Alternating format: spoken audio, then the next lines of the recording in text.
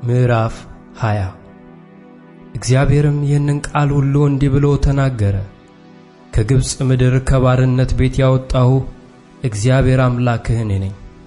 ከኔ በቀር ሌሎች አማልክት አይሁኑልህ። በላይ በሰማይ ካለው በታችም በምድር ካለው ከምድርም በታች በውሃ ካለው ነገር የማናቸውንም ምሳሌ የተቀረጸውንም ምስል ለአንተ አታድርግ። አትስገድላቸው፣ አታምልካቸውምም። በሚጠሉኝ እስከ 3ኛና እስከ 4ኛ ትውልድ ድረስ የአባቶችን ኃጢአት በልጆች ላይ የማመጣ ለሚወዱኝ ትእዛዜንም ለሚጠብቁ እስከ 1000 ትውልድ ድረስ ምሕረትን የማደርግ እኔ እግዚአብሔር አምላክህ ቀናተኛ አምላክ ነኝና። የእግዚአብሔርን የአምላክህን ስም በከንቱ አትጥራ። እግዚአብሔር ስሙን በከንቱ የሚጠራውን ከበደል አያነጻውምና። የሰንበትን ቀን ትቀድሰው ዘንድ አስብ። 6 ቀን ሥራ፣ ተግባርህንም ሁሉ አድርግ። 7ኛው ቀን ግን ለእግዚአብሔር ለአምላክህ ሰንበት ነው።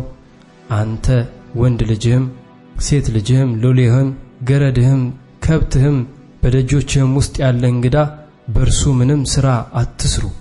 እግዚአብሔር በ6 ቀን ሰማይንና ምድርን ባሕርንም ያለባቸውንም ሁሉ ፈጥሮ በ7ኛው ቀን አርፏልና፣ ስለዚህ እግዚአብሔር የሰንበትን ቀን ባርኮታል ቀድሶታልም። አባትህንና እናትህን አክብር።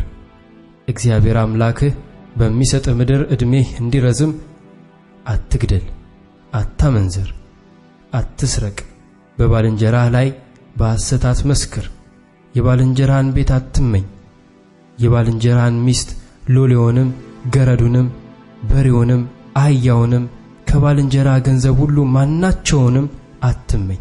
ሕዝቡም ሁሉ ነጎድጓዱንና መብረቁን የቀንደ መለከቱን ድምፅ ተራራውንም ሲጤስ አዩ። ሕዝቡም ባዩ ጊዜ ተርበደበዱ፣ ርቀውም ቆሙ። ሙሴንም አንተ ተናገረን እኛም እንሰማለን፣ እንዳንሞት ግን እግዚአብሔር አይናገረን አሉት።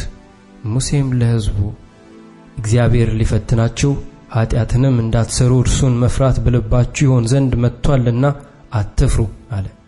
ሕዝቡም ርቀው ቆሙ። ሙሴም እግዚአብሔር ወዳለበት ወደ ጨለማው ቀረበ። እግዚአብሔር ሙሴን አለው፣ ለእስራኤል ልጆች እንዲህ በል፣ እኔ ከሰማይ እንደተናገርኋችሁ እናንተ አይታችኋል። ባጠገቤ ምንም አታድርጉ። የብር አማልክት የወርቅም አማልክት ለእናንተ አታድርጉ። የጭቃ መሠዊያ ሥራልኝ። የሚቃጠለውንና የደህንነት መሥዋዕትህን በጎችህንም በሬዎችህንም ሰዋበት። ስሜን በማሳስብበት ስፍራ ሁሉ ወደ አንተ መጥቼ ባርክሃለሁ። የድንጋይንም መሠዊያ ብታደርግልኝ ብረት በነካው ድንጋይ አትስራው፣ በመሣሪያ ብትነካው ታረክሰዋለህና። ኀፍረተ ሥጋ በእርሱ እንዳይገለጥ ወደ መሠዊያዬ በደረጃ አትውጣ።